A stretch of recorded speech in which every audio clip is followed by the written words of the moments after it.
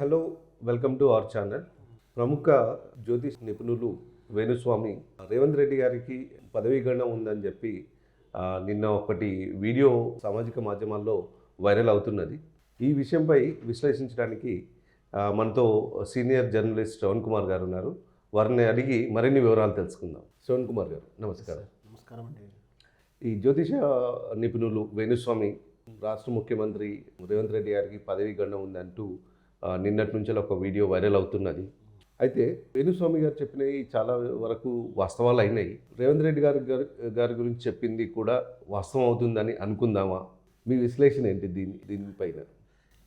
వాస్తవానికి ప్రొడక్ట్ అని చెప్తున్నప్పుడు అంచనా, ముందు ఊహ అని మాత్రమే చెప్పవచ్చు. దాన్ని సరైన అర్థం ఏంటంటే ముందు అంచనా వేయడం, ముందు ఊహించుకోవడం, జోష్యం చెప్పడం అన్నట్టు.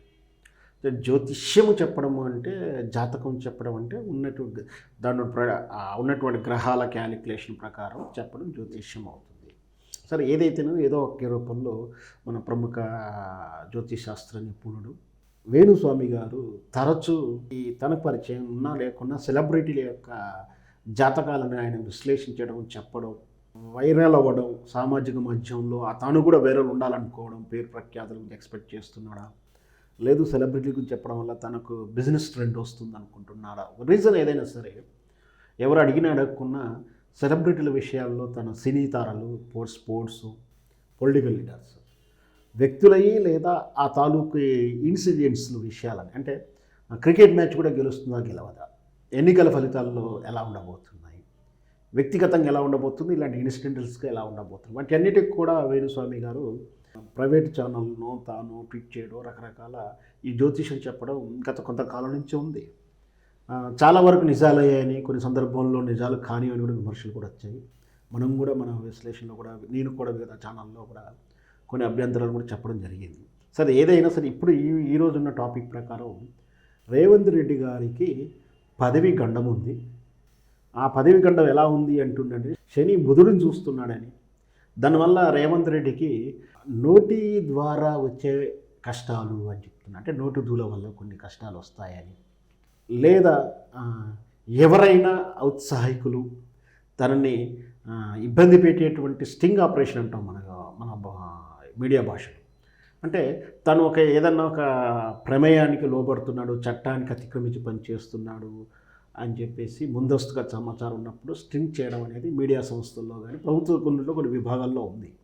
సో స్టింగ్ ఆపరేషన్లో దొరికిపోవడం వల్ల పదవికి ప్రమాదం వచ్చే అవకాశాలు ఉన్నాయని చెప్పేసి క్లియర్గా చెప్తున్నాను. అంటే ఇది చెప్పడంలో కూడా కొన్ని అర్థాలు ఉన్నాయి. ఎందుకంటే గతంలో రేవంత్ రెడ్డి స్టింగ్ ఆపరేషన్లో దొరికిపోయాడు. కేసీఆర్ గారు చేసినటువంటి స్టింగ్ ఆపరేషన్లో, కేసీఆర్ ప్రభుత్వ ప్రతినిధిగా చేసినటువంటి స్టింగ్ ఆపరేషన్లో స్టీఫెన్సన్ను, సెబాస్టిను వీళ్ళంతా కలిసి చేసినటువంటి, మనకు తెలుసు ఆ నోటుకు ఓటు కేసు విషయంలో. అలాగే మళ్ళీ వచ్చే ప్రమాదం ఉందంటూ ఇంకొకటి చెప్పినటువంటిది ఏంటిదంటే, తన నోటి వాక్యాల వల్ల కూడా ప్రమాదం వచ్చే అవకాశం ఉంది. అంటే నిజంగా 2-3 రోజులు చర్చ జరుగుతుంది.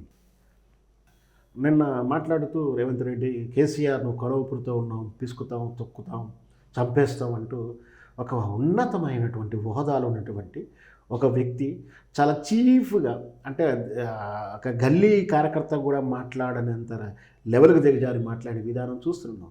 ఒక ప్రతిపక్ష నాయకుడిని, అంటే మనకు తెలుసు నిజంగా కూడా తను గాయపడి కొంచెం ఉండడం కానీ, రాజకీయ విషయంలో కూడా ఓడిపోయి తక్కువ స్థాయి ఓటు 39 సీట్లు మాత్రం వచ్చిందంటే, నిజంగా అతను చెప్పినప్పుడు కొడవపురితో ఉన్నట్టు అంటున్నాడు, నేను చంపేస్తాను, తొక్కేస్తాము అంటే అది ఉద్దేశము మరి ఫిజికల్గా చేస్తున్నాడా, రాజకీయంగా చేస్తున్నాడా, పాడిన పదభాష మాత్రం ఎలాంటి మాటలు మాట్లాడకుండానే కేసీఆర్కి అహంకారమనో రకరకాల అంటగట్టేసి ప్రాపగండం చేసి ఓడగొట్టారు. సాక్షాత్తు మరి ఆ ధోరణి ఇతను అవలంబిస్తున్నాడు. ఆల్రెడీ తొక్కేస్తామని, చంపేస్తామని అంటూ ఆల్రెడీ ప్రభుత్వం వల్ల నష్టపోతున్నటువంటి కొందరు వ్యక్తులు పబ్లిక్ బయటకు ఇవ్వడం కానీ, మీడియాలోకి వెళ్ళడం కానీ, సోషల్ మీడియాలో చేయడం కానీ చెప్తున్నాడు. మనం చూసాం. గతంలో ఈ మధ్యకాలంలో కరెంటు లేదని చెప్పి ఒకరు వ్యాఖ్య చేసినందుకు వాళ్ళ మీద కేసులు పెట్టడం, ఇట్లా చూస్తున్నాం. అంటే ఇక్కడ తను దుద్దుగు చర్యల వల్ల కానీ, ఈ నోటి దూల వల్ల కానీ ప్రమాదం వచ్చే అవకాశాలు ఉన్నాయని వేణుస్వామి చెప్పడం ఎక్కువ శాతం, చాలా వరకు కొన్ని సందర్భాల్లో ఎక్కువ శాతం నిజాలుగా అయ్యేనమాట కూడా వాస్తవం. సో అంచేతనే మరి పదవి గడ ఉంటుందా అంటే ఇవన్నీ చెప్తుంటే వేణుస్వామి చెప్పాడనే విషయాన్ని పక్కకు పెట్టేస్తే ఇవన్నీ జరిగినాయా లేవని చూస్తే నిజంగా కూడా ఒక వాక్య అలా చేయడంతో ప్రజల్లో ఆయన మీద విశ్వాసాన్ని కోల్పోయారు. ప్రజలు విమర్శిస్తున్నారు. ప్రజలు ఆల్రెడీ పథకాలు అమలు కావట్లేవని, లబ్ధి దాకా రావట్లేదని, గతంలో ఇంట్లో కూర్చుంటూ వచ్చినటువంటి రైతు బంధు ఇంకా రాని వాళ్ళు చాలామంది ఉన్నారు. ఉచిత కరెంట్ రావట్లేదు, current cuttings, powers cuttings hours start అయ్యాయి. దీని వరుసు ప్రయాణాలు, ఉచిత ప్రయాణం వల్ల అంటే రావాల్సిన రాకపోగా వీళ్ళు ప్రయాణం చేద్దామంటే ఇబ్బందులుగా వస్తున్నాయి. సో ఇవన్నీ చూసి ప్రజల్లో కొంచెం అశాంతి ఏర్పడింది. దీనితోడు వీళ్ళు కూడా ఒక టార్గెట్ పెట్టుకున్నారు, 100 డేస్లో మేము హామీలు పూర్తి చేసేస్తామని. దాంతో ఆల్రెడీ చూస్తుండగా అప్పుడు 50 డేస్ అయిపోయినట్టు ఇంచుమించు. అంటే దీని అర్థం ఏంటి, 50% అయిపోయింది. రాబోయేటువంటి 2 వారాల్లో ఎన్నికల కోడ్ రాబోతుంది. అప్పుడు ఎలాంటి పథకాలు అమలు చేయడానికి కానీ కొత్తవి ప్రవేశపెట్టడానికి అవకాశాలు లేవు. అలాంటప్పుడు వీళ్ళకి 100 డేస్లో వీళ్ళు ఇచ్చిన హామీలు ప్రజలకు చేరకపోయిన ప్రమాదం ఉంది.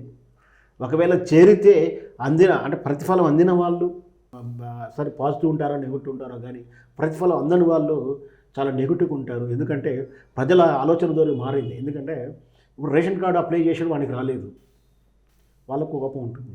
ఆల్రెడీ రేషన్ కార్డులో ఉంది, నీకు కారు ఉందనో ఇల్లు ఉందనో రకరకాలైనటువంటి డేటా ఆధారంగా వాళ్ళకు అనర్హులుగా ప్రకటిస్తారు. అలాంటప్పుడు నన్ను మాత్రమే నియమంగా నిబంధన, నాకేదో కారు లోన్లో తీసుకున్నాను, అప్లో తీసుకున్నాను, లేదా ఇంకో ఇతర రకంగా చెప్తారు. అంటే డ్రైవర్గా నడుపుకుంటాను రకరకాలుగా, లేదో కలర్ టీవీ కొనుక్కోవడమో, చిన్నపాటి ఇల్లు కొనుక్కోవడమో ఏదో చేస్తారు. చిన్న ఇల్లు కూడా సొంత ఇల్లు ఉండగా ఫీల్ అవుతుంటారు. అలాంటి వాళ్ళు ఏమిటంటే నీ ఏదో ఉన్నదో కాడికో నానిచ్చిందో అమ్మిచ్చిందో చిన్నగా చేసుకొని ఒక హోదాలో పెట్టుకుంటే దాన్ని చూపించి నా వైట్ కార్డు తీసేసావు, నువ్వు మాత్రం అచ్చమైన శుద్ధపూసవా, నువ్వు అక్రమ సంపాదన ఎంత, నీకు అన్ని అర్హత ఏంటి. కేసీఆర్ కూడా ఆ విధంగానే అన్నారు కదా. సో అంటే కేసీఆర్నే క్షమించలేదు ఈ సమాజం అంటే రేవంత్ రెడ్డి పెద్ద విషయం కదా, ఆకుతో సమానం ప్రజలకు వాళ్ళకు. ఎందుకంటే సామాన్య వ్యక్తి, ఆయనకే పోలియో లేదు, ఒక తెలంగాణ ఉద్యమకారుడు కాదు, కరడు కట్టిన కాంగ్రెస్ వివాది కాదు, జస్ట్ తను ఒక ఏజెంట్గా పనిచేసినటువంటి, కమర్షియల్ ఏజెంట్లా పనిచేసినటువంటి సాధారణ బ్రోకర్. ఎందుకంటే టికెట్లు కొనడం అమ్మడం, పార్టీ టికెట్లు అమ్మడం కొనడం, లేదా ఎమ్మెల్యేని గెలిపించడం, దానికి వ్యవహారం పనిచేసినటువంటి ఒక కమిషన్ బేస్డ్ వ్యక్తిలా పనిచేస్తున్నాడు. అలాంటి వాళ్ళకి ప్రజల్లో విశ్వాసం ఉంటుందనో, ప్రజలు ఆయనకు మద్దతు చొరవంతారని అనుకుంటే ఎక్కడా లేదు. కేవలం ఆయన కలిసి వచ్చిన అంశం ఏంటంటే ఆ నోరేసుకుని మాట్లాడడమే ఈరోజు పదవిని ఇచ్చింది. ఈ నోరేసుకుని మాట్లాడేదని పదవిని పోగొట్టేలా చేస్తుంది అనేది వేణుస్వామి గారి ఉద్దేశం కావచ్చు. ధన్యవాదాలు శ్రవణ్ కుమార్ గారు. Thank you.